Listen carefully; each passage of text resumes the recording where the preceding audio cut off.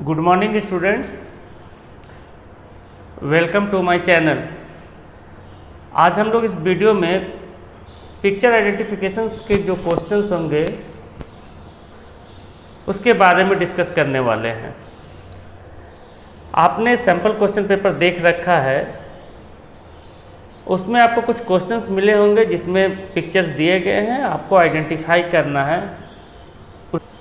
यदि हम picture identifications questions के ऊपर में चर्चा करें तो हमारा जो सिलेबस है फिजिकल एजुकेशंस में, उसमें कहाँ से डायग्राम्स पूछे जाने की संभावना है। तो उसमें सबसे पहला आता है पिक्चर्स ऑफ आसनास। आसनास के पिक्चर दे दिए जाएंगे, उसमें आइडेंटिफाई करना है कि ये कौन सा आसन है। इसी प्रकार हमारा एक टॉपिक है स्पोर्ट्स इंजरीज, उससे रिलेटेड डायग्राम के क्वेश्चंस हो सकते हैं। पोस्चरल डिफॉर्मिटी से रिलेटेड डायग्राम हो सकते हैं। नेक्स्ट है हमारा टाइप्स ऑफ मूवमेंट। बायोमैकेनिक्स में टॉपिक है टाइप्स ऑफ मूवमेंट, उससे रिलेटेड हो सकते हैं।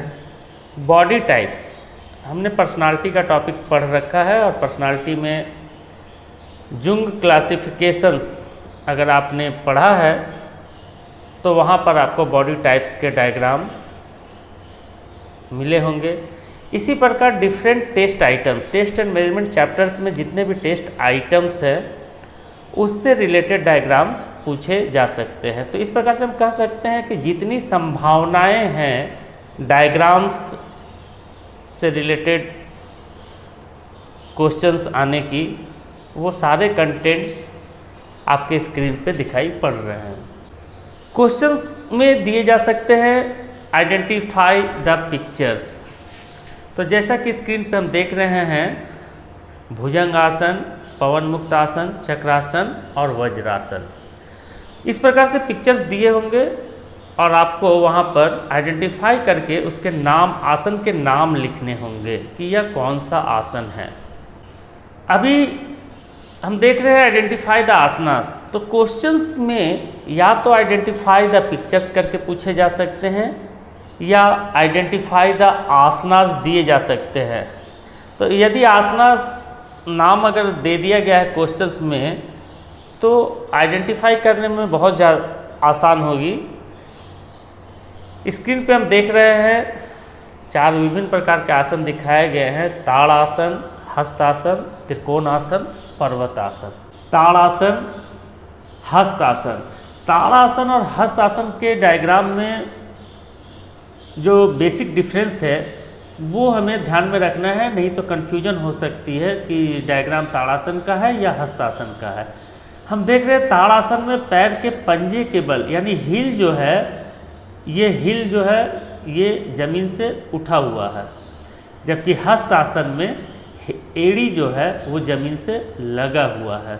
नेक्स्ट है हमारा आसना, गौमुख आसना। गौमुख आसना में फ्रंट और बैक दोनों व्यू दिखाया गया है हमारा। तो डायग्राम में आपको कोई भी फ्रंट व्यू या बैक व्यू दोनों दिया जा सकता है, तो आप उसको आइडेंटिफाई कर पाएंगे। इसी प्रकार हम देख रहे हैं मत्स्यासन, अर्ध मच्छेंद्र आसन और पश्चिमोत्तानासन। नेक्स्ट है हमारा आइडेंटिफिकेशन क्वेश्चंस में सॉफ्ट टिश्यू इंजुरीज, यानी डिफरेंट टाइप ऑफ इंजुरीज जो है उसमें पिक्चर्स देख करके कैसे हम पहचानेंगे कि वो इंजुरी किस चीज़ का है। क्वेश्चंस में आइडेंटिफाई द पिक्चर्स भी पूछा दिया जा सकता है या identify the soft tissue injuries.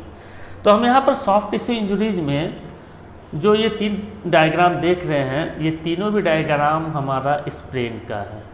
यहाँ पर अगर हम बात करें तो बेसिकली जो है पैर के पंजे को, एंकल्स को दिखाया गया है और स्वेलिंग जो कॉमन सिम्टम्स दिखाई पड़ रहा है जॉइंट पे वो है स्वेलिंग, है ना।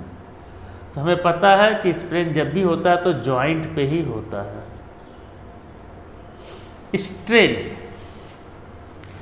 स्ट्रेन इंजुरीज, मसल्स जब टूट जाती है वैसे इंजुरीज को स्ट्रेन कहते हैं। और हम देख पा रहे हैं यहाँ पर मसल ब्रेक कर गई है और ये इंजरी जो है ये स्ट्रेन है। नेक्स्ट इंजरीज हमारा सॉफ्ट टिश्यू में है इंसिजन, लैक्रेशन। इंसिजन इंजरी जब किसी शार्प ऑब्जेक्ट, हम देख रहे हैं यहाँ पर पिक्चर नंबर 15 में, शार्प ऑब्जेक्ट से जब कट होता है तो वह कट काफ़ी डीप होता है, गहरा होता है, जिससे हमारा बोन एक्सपोज हो जाता है। तो इस प्रकार के इंजरीज को हम लोग इंसिजन कहते हैं। लैक्रेशन जो है ये भी कटना ही है, लेकिन ये बहुत ज़्यादा डीप नहीं होती है कंपैरेटिवली इंसिजन। नेक्स्ट इंजरीज है कंट्यूजन। कंट्यूजन में डिस्कलरेशन ऑफ द स्किन। जब भी हमारा इम्पैक्ट होता है किसी भी ऑब्जेक्ट से स्किन के ऊपर, तो वहाँ पर ब्लड क्लॉट कर जाता है और ब्लड क्लॉट करने से वो स्थान जो है नीला दिखाई पड़ने लगता है। कंट्यूजन बॉडी में कहीं भी हो सकता है। नेक्स्ट है पिक्चर आइडेंटिफिकेशन में बोन इंजुरीज। बोन इंजुरीज में हम देख रहे हैं यहाँ पर डिफरेंट टाइप्स ऑफ फ्रैक्चर्स के डायग्राम दिए गए हैं। तो यदि हम कॉन्सेप्ट हमारा क्लियर है, ट्रांसवर्स फ्रैक्चर क्या होता है, स्ट्रेस फ्रैक्चर क्या होता है, ऑब्लिक फ्रैक्चर क्या होता है, तो हम ईजिली आइडेंटिफाई तभी कर पाएंगे कि जो डायग्राम फ्रैक्चर का दिया गया हो किस प्रकार का फ्रैक्चर है। तो हम पहला डायग्राम ये देख रहे हैं कि ट्रांसवर्स फ्रैक्चर है, दूसरा है स्ट्रेस फ्रैक्चर, थर्ड है ऑब्लिक फ्रैक्चर। यहाँ पर हम देख रहे हैं कि ये जो फ्रैक्चर हुआ है ये ऑब्लिक है, इसलिए इसे ऑब्लिक फ्रैक्चर कहते हैं। नेक्स्ट है हमारा ग्रीन स्टिक फ्रैक्चर और लास्ट है कम्युनिटेड फ्रैक्चर। नेक्स्ट पिक्चर है हमारा डिसलोकेशन का।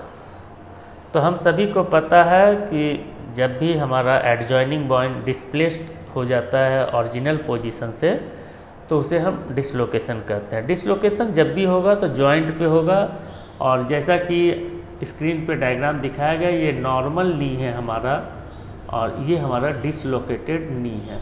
तो हम यहाँ पर देख रहे हैं कि ये हमारा जो ओरिजिनल पोजीशन है यहाँ पर ये अपने प्लेस से डिसलोकेट हो गया है।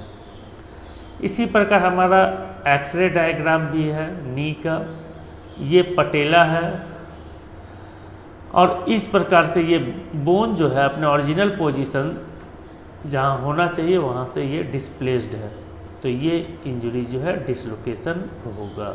नेक्स्ट हमारा डायग्राम आइडेंटिफिकेशन है टाइप्स ऑफ मूवमेंट। तो यहाँ पर आपको क्वेश्चंस में दिए जा सकते हैं identify the human movement and give their names. इस प्रकार से भी क्वेश्चंस हो सकते हैं, या आइडेंटिफाई द पिक्चर्स हो सकते हैं, आइडेंटिफाई द मूवमेंट हो सकता है। तो हम सभी को पता है there are various types of movement.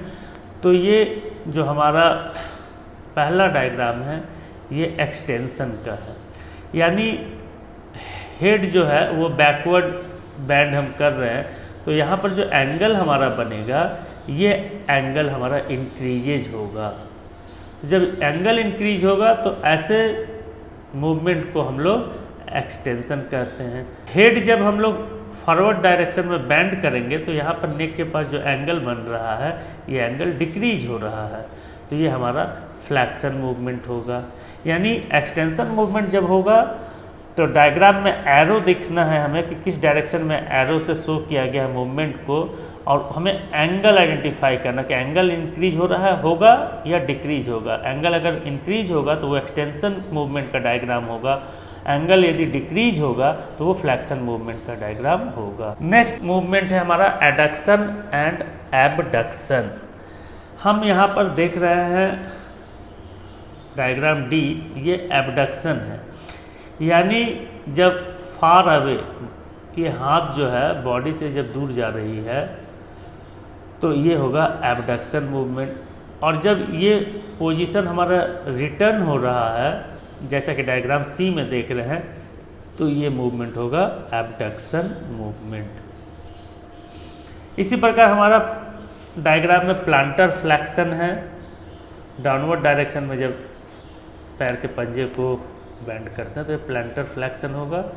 और एरो के द्वारा हम आइडेंटिफाई कर पाएंगे इस डायग्राम को। यहाँ पर हेड को हम देख रहे हैं, ये हमारा रोटेशन हो रहा है ये इस प्रकार से, और ये हमारा प्लांटर फ्लेक्स। नेक्स्ट है हमारा, यहाँ पर हम डायग्राम पे देख सक रहे हैं ऑपोजिशन एंड रिपोजिशन, और इसी प्रकार हमारा सपिनेशन एंड प्रोनेशन।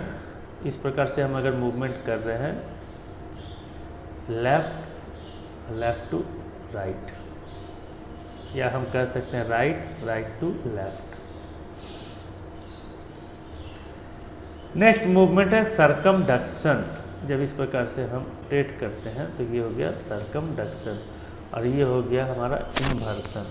अब जब अपवर्ड डायरेक्शन में हम मूवमेंट करते हैं इस प्रकार से, जैसे कि पाँव के पंजे को हम देख रहे हैं, तो ये होगा डॉर्सी फ्लेक्शन, और ये होगा नेक्स्ट डायग्राम है इवर्सन। तो इस प्रकार से हमने अभी इस वीडियो में कुछ डायग्राम आइडेंटिफिकेशंस, जो संभावनाएं हैं बोर्ड में पूछने की, उस डायग्राम को हम लोगों ने आइडेंटिफाई करने का प्रयास किया। कुछ और डायग्राम ऐसे हमारा टेस्ट एंड मेजरमेंट चैप्टर से है, पर्सनालिटी से टाइप्स ऑफ बॉडी का है, तो हम लोग स्टूडेंट नेक्स्ट वीडियो में लिंक डायग्राम जो है उसके बारे में बताएंगे। Till then